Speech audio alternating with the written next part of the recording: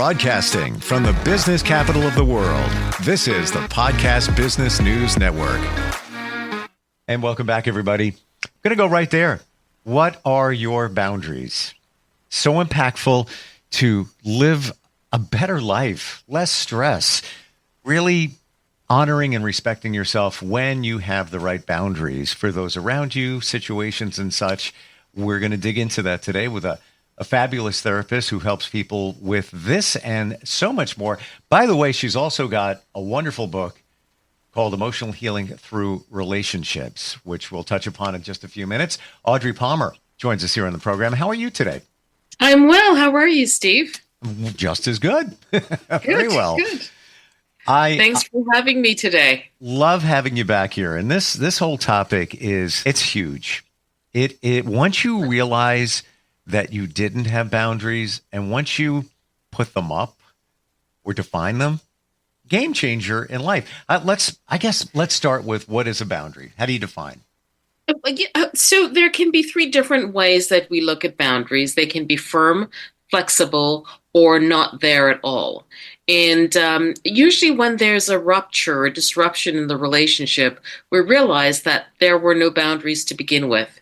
And so when people have different expectations, they will be at cross purposes. And so if one is expecting a firm boundary and the other isn't, then you create problems. Let's take a simple issue as borrowing money.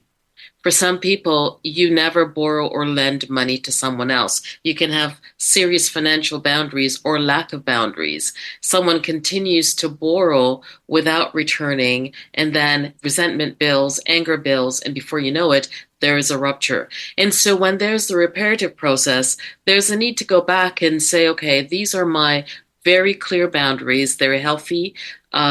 It's what's going to allow our relationship to flourish as we go. And sometimes it's necessary, Steve, to start with very firm boundaries until there's an establishment of the relationship and you get to know someone. And then you can loosen them a little and be more flexible. Mm-hmm. But usually it's better to start with firm boundaries until people get to know one another. Are boundaries the same as or similar to what your values are? What if you would define, who am I? Does it come into play with boundaries? Yes and no. And so you can have really good values that you think it's okay to help someone in financial need. I'll just stick to that because it's very understandable. So it's okay to help someone in financial need. You're a good person if you do that. You feel good about yourself. However, if the other person is constantly taking and never giving, and you find yourself on the anger end and it's no longer a positive experience, it's one that's filling you with rage, then you haven't set clear boundaries. And so the values are good, and having good values is really helpful. But then you have to then set, what are my boundaries? Because if you have someone who's constantly taking, never giving, or believing that they're entitled to everything you have, and you haven't firmly set your boundaries, then you create issues. That's certainly a wake-up call once you start realizing, wait a minute, this person, all they do is keep taking. Or, could even be right down to, somebody you're connected to, and you connect with them, you talk with them. It's always about them. Well, they're talking about all their stuff. and I bring up something about me, and they don't even acknowledge it. They just keep going with themselves. Right. So when I think about, you're correct. Just having the awareness that it's a give and take in a relationship. It isn't just about the one person. My heart breaks every time that, the news comes on and women, especially older women, have been duped by someone they meet on the internet, and they say, I'm in need, or this or that, the other. And before you know it, they're out thousands of dollars because of, one, lack of boundaries, but also desperation to connect with someone. And when you say no to someone who is a taker, they will find someone else. It's not about the relationship. Yep. It's about their own needs. As you say, everything is about them and not about anything else. It's not about the relationship. Do you feel that the reason that we don't put up effective boundaries is essentially because we have issues? For example, let's say in what you just said, you have abandonment issues that go back to your childhood that you never confronted. And maybe you're that older person. So you're trying to connect with somebody online. You find somebody, they hear you out, seems really good. They ask for money, classic scenario. You don't want to lose them because you feel abandoned. And okay, here's a credit card number. Do you think a lot of our not setting boundaries goes back to those limiting beliefs? It's going to sound like a cliche and a broken record, but it really does go back to childhood. It goes back to trauma. It goes back to our need to feel affirmed, to feel that someone cares for us. And so if we just allow them to run roughshod over us and do whatever they want, it proves that they love us. There are women who will say, well, when he hurts me physically and he apologizes, it just shows how much he loves me. Yeah. And I'm like, no, that's not love. There's confusion. It's not love. And so it's really clear to understand ourselves. But I have to go back a little bit. There are times that parents can end up in an enmeshed relationship with their child or with their children. Usually they pick one that they become totally enmeshed with, and that means there are no boundaries at all. That parent sees the child as an extension of who they are. And so if the child does something that they don't like, they're mortally wounded and so offended. And sometimes will just stop speaking to the child because they expect that they will align with them completely. And the problem starts to happen when the young person, grow into adolescence and they start to have their own mind, their own thinking, their own relationships, and then the parent then becomes angry or even create situations to try and keep that enmeshed child with them. And so that child then learns, it becomes a learned behavior. In order to be with someone, I must be everything to them, and vice versa. So it goes back to youth, yes. I want to ask you, the last time or the first time where you realized, wait a minute here. Personally, and going personal here, I need boundaries. There's no boundary here. Any scenario, situation that stands out for you? For me personally, actually, yes. So there's a financial piece where, you'll have relatives who are in constant need. And when you start adding up and it gets over into the thousands and you're talking about 20,000 plus, then you start saying, hang on a second. And so I've learned to really like the answer, the word no, without explanation, without apologies. Yes. It's just no. No is a complete sentence. It's a complete sentence, and it's so succinct, clear, and it leaves no room for confusion. And sometimes we just have to say no, because we don't then allow the other person to grow as a human being or as an adult when they believe that everything you have belongs to them as well.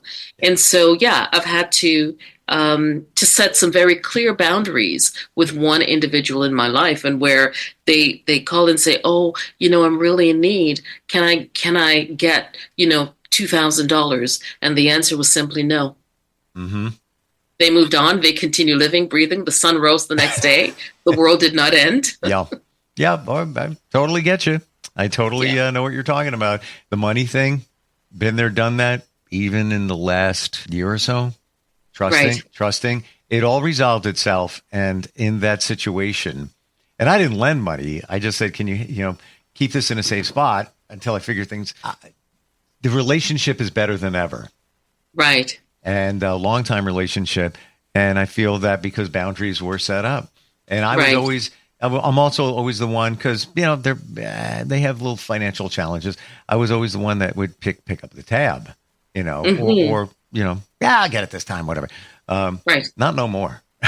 Right. And I remember a time in the spring of this year, I left here. It was right around 5:00. I had a meeting at 7:30, and there's a small airport right around the corner. And I just got something to eat, drove there. I'm just a beautiful breeze coming in, just great scenery. Every once in a while, a plane. I could have went anywhere, but just different. And I'm sitting there and about to eat, and my phone rings, and I know who it was, and it's somebody who there's always challenge and also issues that they're going through. Right. And I'm like, all right, I'll pick it up. And I know what I was in for, but after that call, it struck me, boundary need to be set, that when I'm setting time for myself, I don't, unless it's an obvious emergency and you've made it clear, I'm just not picking up the phone. I don't care who it is. Right. I'm glad you mentioned the phone. I'm going to mention a scripture in a second, but we've become so tethered to our phones that we believe we must answer them all the time. Yep. You do not. You can call screen and just wait a minute. I see so often that couples get into squabbles and arguments because one needs to be on social media. The other is saying no, spend time with each other. And literally they are ending their relationship over the phone and the use of social media. And so again, it's setting boundaries. When do we have time as a couple? When do we have time for our relationship and not a relationship with the rest of the world? And what's interesting, so I'm not really big on Facebook, but I do have a page, and there was someone who posted something, and it was having a great time in Spain. And most people would look at that and think, I can't afford a Spanish vacation. So as I look closer, there they were floating on the ground. They had photoshopped themselves into a picture. It wasn't real. And I thought, how many people look at this and end up being envious or having issues because they can't afford what they think other people are affording? And so I do tell people sometimes, put some boundaries around social media. Give yourself vacation from it, because it will help your mental health. I've done that. And I have a marketing company. We do social for clients, blah, blah, blah, on and on. I don't post personally, hardly ever, unless I feel it's something that somebody can benefit from. Right. There's a reason. I'm not just going to, here I am having a great time. I just don't. And I found myself in the last few years adopting that more and more, that I do a post about, no, what I don't need to. It's okay. Nobody cares. Right. And the question is, what is the purpose of this? Right. Is it just to brag, or is it to share? If you have friends and families, you can just talk to them. There is no need to share it with the world. So the scripture that I want to talk about, because people are like, if people are Christians, why can't they be kind and just always give money? There is a passage that I love, and I tell it to people: neither a borrower or a lender be. Don't borrow, don't lend, learn contentment, learn to live within your means, but always strive to do better. And I think if we just adopt that very simple principle in life, where finances are concerned, we'd be better off, as people. Totally. Yeah. And that I believe brings it back to the notion that how much more do you need? Do you have enough to live your life and just be good? Just be good. Sure. Do we want more? Yes. Bring it on. No problem. However, at this point, are you okay? Are things okay? I think most people would say, yeah, a little challenge here, a little challenge there. But for the most part, we'd say, I got what I need. Sure, there's wants and needs, I can maybe define the difference. I wanted to share something with you. Sure. And it's so ironic about talking about sharing posts or putting up posts.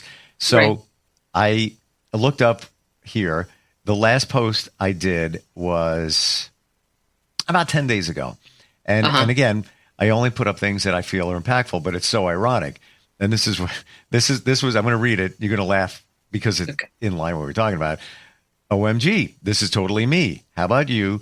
The average American checks their phone around 5 times per episode while watching TV and can't make it 15 minutes in before they're bored and want to multitask. And so many people commented on it, like how many times they do it. Somebody just said, yeah, that's just about everybody. That's true. It's like my fifth limb. But I don't post unless I think it'll make people think. And how funny it was about the phone. Right, right. Oh, interesting. Yeah. So, but really setting clear boundaries around some things. So, if you're out to dinner with a friend or with your family, does the phone come to the table? Is the phone at the dinner table? When you're at a gathering, sometimes I look around the room and everyone's got the phone and they're texting each other or someone else somewhere else. And so, how do you then set boundaries and connect with people who are there present with you? Mm, And it comes down to once we can clearly set some of these boundaries, we can have a better relationship. As you said, with your friend who you had clear boundaries with, the relationship strengthened because they knew your limits and yeah. you knew theirs as well. Yeah. Do you think, Audrey, a lot of times that we don't set boundaries is because we don't want to offend and also because of guilt? Yes, those who are asking or always asking are very good at pushing those guilty buttons, especially if you've known each other for a long time, or if you're family members. They are good at pushing those buttons, which is why they're always the askers or the takers. And sometimes people feel like they have achieved more than someone else, so they feel guilty. Um, I want to say that, oh, maybe I shouldn't. I was going to say this respectfully, but there's no way to do it. Sometimes people experience white guilt. Even Black people experience white guilt when they go to visit a poorer country and they think, oh my gosh, why do I have so much? I should give them what I have. And you end up giving more than you should, which is not okay because people are probably content in their home with their lives and what they're doing, while you're just feeling guilty because you've worked hard and Mm. achieved what you have. I think even the guilt comes into play when it's relatives, even your kids. You know, they may ask for things, and I think there should be boundaries up in any situation, but you kind of squash it down, that thought, because of guilt. Mhm. A lot of things come into play that get in the way when it comes to putting up your boundaries. Right.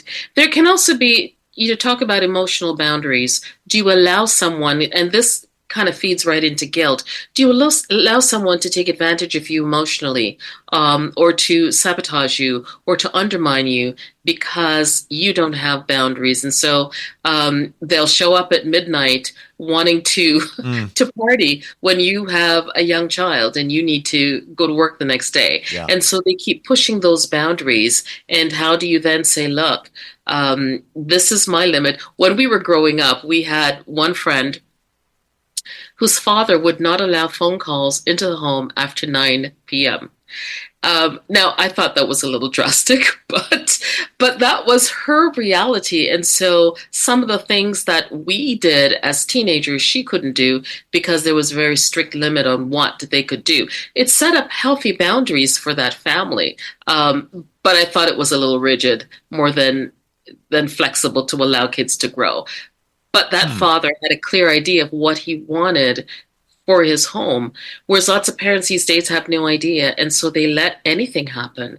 One of the, just a side note, when I work with teenagers, I'm surprised that they want boundaries. They Yeah. are always surprised when their parents just let them do whatever they want, and parents, they perceive that as not caring for them.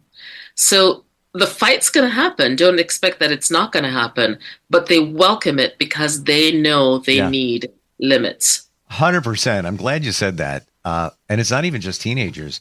Children, teens, Yes, all need boundaries. They may absolutely. not like it. They may push Oh, back, but deep inside, they need it. They want it. They don't have any direction.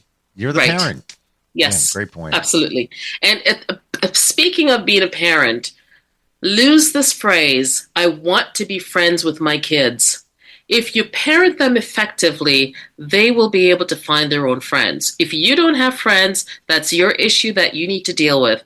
But you can't be friends with your kids. They don't have the capacity for friendship with mom and dad. They need direction, clarity, consistency, all those things. And so lose that phrase, please. It's Mm, created just, I think, a generation of entitled kids who have no idea what it means to be boundared. I'm glad you said that. And quite honestly, I was thinking it before you said it. Okay. I really mean that. You can't be a parent and a friend at the same time. It may be a little bit of fun in there that you could call friendship, but you're a parent. That's the way it is. Wonderful. Yeah, and when they get older, you can be friends with your adult children. Sure. But keep in mind, they're always going to see you as mom or dad, not as the buddy down the street. 100%. Audrey, what's the best way to find you? So you can visit my site, genesisclinicalservices.ca. There's also a QR code that you can scan that'll take you right there. And the book is on Amazon. So I hope that you pick it up. Emotional Healing Through Relationships. Great book, great concept. We've talked about it before. And so glad that we talked about boundaries because it's so important and we don't realize it. Absolutely. Thank you so much for being here today. My pleasure. Be good. You too. Take care. We'll be right back.